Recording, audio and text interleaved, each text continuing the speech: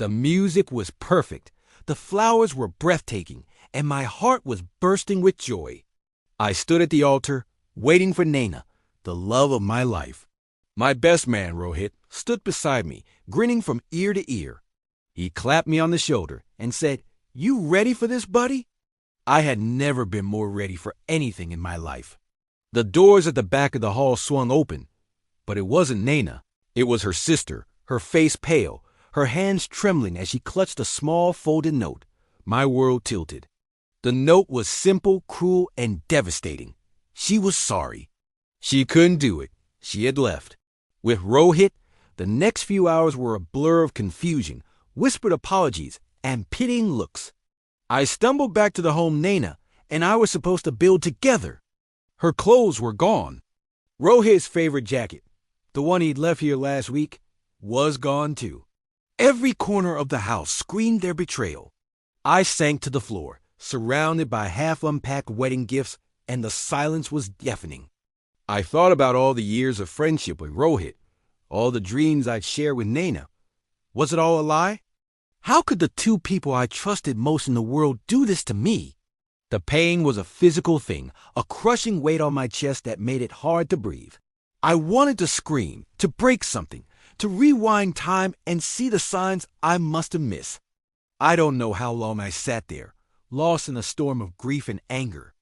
The sun had set, and the room was dark, except for the faint glow of the city lights outside. I replayed her words, his laughter, searching for a hint of the deception. The "I love you, sir," the promises of forever, the shared jokes. It all felt like a performance now, and I was the unsuspecting audience. I felt foolish, naive. My best friend and my fiancé. It was a cliché, a punchline to a terrible joke. And I was the punchline. The hurt was so deep, it felt like it would swallow me whole. Then something shifted. As I stared at my reflection in the dark window, I saw a man I barely recognized. Broken, defeated. But beneath the heartbreak, a tiny spark flickered. Was this it? Was this how my story ended? Drowned in the sorrow of their betrayal? The thought was like a splash of cold water. No, I wouldn't let them have that power over me.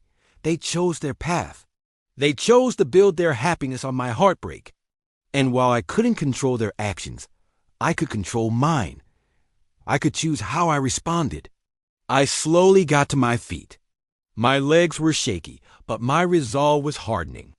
This pain, this gut-wrenching agony, it was a part of me now, but it wouldn't define me. This wasn't the end of my story. It was the brutal, unexpected end of a chapter.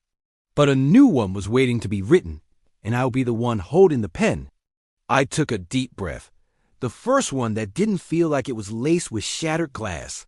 It's going to be a long road. I knew that. But tonight, I wasn't just the man who was left at the altar.